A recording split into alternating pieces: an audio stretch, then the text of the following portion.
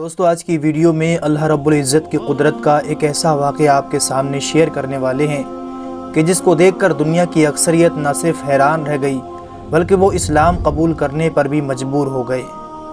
دوستو کون نہیں جانتا کہ موت کے بعد انسان کا جسم کچھ عرصے میں مٹی کے ساتھ مٹی ہو جاتا ہے اور سوائے ہڈیوں کے کچھ باقی نہیں رہتا، مگر یہ بھی حقیقت ہے کہ برگزیدہ ہستیوں کے مبارک اجسام دنیا سے رخصتی کے بعد بھی ہمیشہ تر و تازہ پھولوں کی طرح مہکتے رہتے ہیں۔ محترم دوستو یہ واقعہ 1932 میں عراق میں پیش آیا جب عراق شاہ فیصل اول کے زیر حکمرانی تھا، اور ایک رات حضرت حذیفہ بن یمان رضی اللہ تعالی عنہ شاہ فیصل کے خواب میں تشریف لائے اور کہا کہ ہم رسول اللہ صلی اللہ علیہ وسلم کے دو صحابی دریائے دجلہ کے کنارے ہیں، دریا کا رخ تبدیل ہو رہا ہے اور پانی ہماری طرف تیزی سے آ رہا ہے۔ حذیفہ بن یمان رضی اللہ تعالی عنہ کی قبر میں پانی آ چکا ہے، جبکہ جابر بن عبداللہ رضی اللہ تعالی عنہ کی قبر بھی نم ہو چکی ہے، ہمیں یہاں سے نکال کر کسی دوسری محفوظ جگہ منتقل کر دیا جائے۔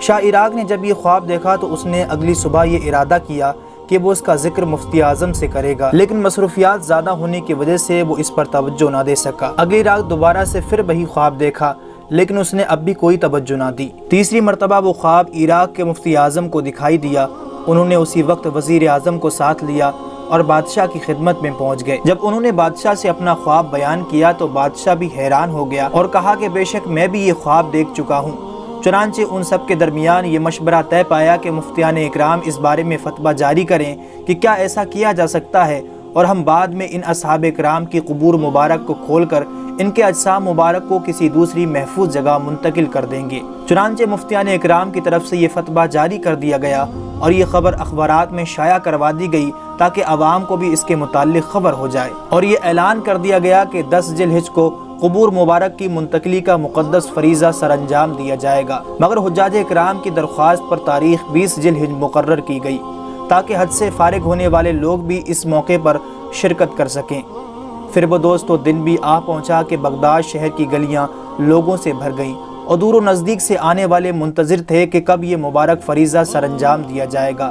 نماز ظہر کے بعد ہزاروں لوگوں کی موجودگی میں دونوں صحابہ اکرام رضی اللہ تعالی عنہ کی قبور مبارک کو کھولا گیا تو واقعی ان میں پانی بھر چکا تھا، لیکن ہر دیکھنے والے نے جو نظارہ دیکھا وہ ناقابل بیان ہے۔ یہ ایک معجزے سے کم نہ تھا کہ وہ صحابہ اکرام جن کو 1300 سال پہلے تدفین کیا گیا تھا، ان مقدس ہستیوں کے مبارک جسم ایسے تر و تازہ تھے جیسے ابھی چند لمحے پہلے سوئے ہوں۔ ان کی آنکھیں مبارک کھلی ہوئی تھی اور ان آنکھوں میں سے ایک ایسی چمک موجود تھی جسے پہلے کبھی کسی نے نہ دیکھا تھا۔ خواتین و حضرات، انہی دیکھنے والوں میں ایک جرمن کے فزیولوجسٹ بھی تھے جن کے سامنے یہ منظر تھا کہ 1300 سال سے بھی زیادہ عرصہ قبل تدفین کیے گئے مبارک اجسام ایسے نظر آ رہے تھے جیسے ابھی چند لمحے پہلے سوئے ہوں۔ اس نے شاہ عراق سے اجازت مانگی کہ وہ ان آنکھوں کو قریب سے دیکھنا چاہتا ہے تو اس کو اس چیز کی اجازت دے دی گئی۔ اس نے جب ان صحابہ اکرام رضی اللہ تعالی عنہ کی آنکھیں مبارک کو قریب سے دیکھا تو وہ اس چیز کا قائل ہو گیا کہ لگتا ہی نہیں 1300 سال پہلے ان ہستیوں کے مبارک جسموں کو تدفین کیا گیا ہو۔ یہ مبارک منظر دیکھ کے اس نے فوراً ہی کلمہ شہادت پڑھا اور دین اسلام میں داخل ہو گیا۔ اس معجزے کو دیکھ کر کثیر تعداد میں لوگوں نے اسلام قبول کیا۔ دریائے دجلہ کے کنارے سے دونوں صحابہ اکرام رضی اللہ تعالی عنہ کی قبور مبارک کو حضرت سلمان فارسی رضی اللہ تعالی عنہ کے مزار کے قریب منتقل کر دیا گیا، جو کہ اس وقت بغداد شہر سے 30 میل کے فاصلے پر موجود ہے۔ امید کرتے ہیں آج کا ویڈیو آپ کو پسند آیا ہوگا، اسے لائک اور اپنے دوستوں کو شیئر ضرور کیجیے گا اور چینل کو بھی سبسکرائب ضرور کیجیے گا۔ خدا حافظ۔